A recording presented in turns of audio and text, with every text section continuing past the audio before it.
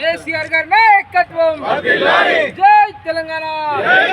రైతు బాంధవుడు కేసీఆర్ గారి నాయకత్వం, జై కేసీఆర్, జై తెలంగాణ.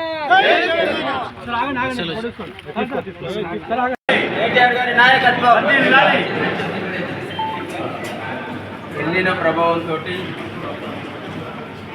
యావత్ తెలంగాణ వ్యాప్తంగా అత్యల్ప వర్షపాతం నమోదై ఇలా రైతులు ముందుండి దుకాణాలు పోసుకొని నాటేస్తున్నాం, వ్యవసాయం చేస్తున్నామనంటే నీళ్ళు వచ్చే పరిస్థితి లేదు.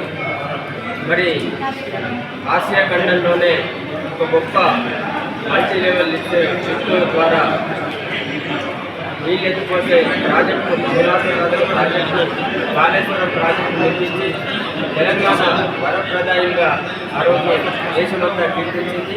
ఇలా గోదావరి జలాలు రోజుకు 1,00,000 క్యూసెక్కులు సముద్రంలో వస్తున్నాయి. మరి వాటిని ఎలాంటి పంపులు ఆన్ చేసి వెంటనే ప్రాజెక్టులను నింపే అవకాశం ఉన్నా, ఎలాంటి ఆటంకం లేకున్నా కానీ ఇలా రేవంత్ రెడ్డి ఆంధ్రాకు నీళ్ళు ఇవ్వాలనే దురుద్దేశంతో చంద్రబాబుతోని కుమ్మక్కై ఇలా తెలంగాణ రాష్ట్ర రైతాంగాన్ని వాళ్ళ పొలాలను ఎండబెట్టి ఇలా ఆంధ్రాకు నీళ్ళు ఇస్తే ఇప్పుడు తెరలేపిండు. చేతగాని దద్దమ్మ ముఖ్యమంత్రి ఇలా 4 సంవత్సరాల లోపల దినం రాత్రి కష్టపడి తెలంగాణ రాష్ట్రం వచ్చిన తర్వాత తొలి ఇరిగేషన్ శాఖ మంత్రిగా హరీష్ రావు గారు, అట్లాగే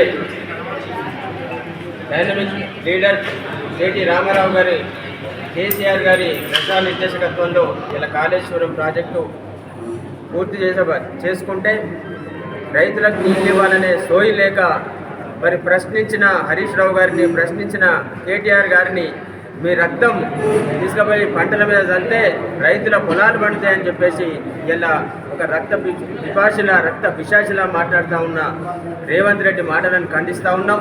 ఇలా తెలంగాణ భవన్లో మా బీఆర్ఎస్ పార్టీ కార్యకర్తలు, బీఆర్ఎస్ పార్టీ నాయకులు రక్తాన్ని ఇస్తూ ఉన్నారు. రేవంత్ రెడ్డి ఈ రక్తాన్ని తీసుకుపోయి మరి ఎక్కడ చల్లుతావో, ఇంతకుముందు మా రాఘవరెడ్డి అన్న, ఇంతకుముందు మా కృష్ణారెడ్డి మాట్లాడిండ్రు. మరి మా రక్తం ఇస్తున్నాం, తీసుకుపోయి పంట పొలాలన్నా నీ చేతితో చల్లుతావా, హెలికాప్టర్ చల్లుతావా, లేకపోతే తిరిగి చల్లుతావా, ఎట్లా చల్లుతావా, నీ మీద చల్లుకుంటావా? నువ్వు చల్లి అయినా సరే రైతులకు కాళేశ్వరం నీళ్లు ఇవ్వండి. పంట పొలాలు ఎండిపోతున్నాయి. కన్నెపల్లి పంపులు ఆన్ చేసి వెంటనే నువ్వు ప్రాజెక్టులు నింపి తెలంగాణ రైతాంగానికి నీళ్ళు ఇవ్వాలని చెప్పేసి డిమాండ్ చేస్తూ ఉన్నాం. అత్యంత నీచమైన భాష ఇలా ఉపయోగించి ఈ దేశంలో కావచ్చు, అసలు ప్రపంచంలో కావచ్చు, ఒక ముఖ్యమంత్రి స్థాయి మాట్లాడే భాష కాకుండా చేతగాని దద్దమ్మ ముఖ్యమంత్రి, 420 ముఖ్యమంత్రి ఇలా ఈ రాష్ట్రాన్ని పాలించే చేతగాక అనుకుని మాటలు మాట్లాడుతూ ఉన్నాడు. ఏదైతే హరీష్ రావు గారి పట్ల కావచ్చు, కేటీఆర్ పట్ల కావచ్చు, కేసీఆర్ పట్ల కావచ్చు మాట్లాడి ఉపయోగించే భాషను మేము ఖండిస్తూ ఉన్నాం. త్వరలోనే నువ్వు ఏదైతే రైతులకు అడ్డగోలు హామీలు ఇచ్చి అధికారంలోకి వచ్చినావో ఆ హామీలు నెరవేర్చలేక ఒక పిచ్చోడిలాగా మాట్లాడుతూ ఉన్నావు. తప్పకుండా నీకు ప్రజల చేతిలో పిచ్చోడికి తగ్గట్టుగానే నీకు ట్రీట్మెంట్ జరుగుతుంది. తప్పకుండా ప్రజల చేతిలో నువ్వు శిక్ష పడక తప్పదని చెప్పేసి హెచ్చరిస్తూ ఉన్నాం.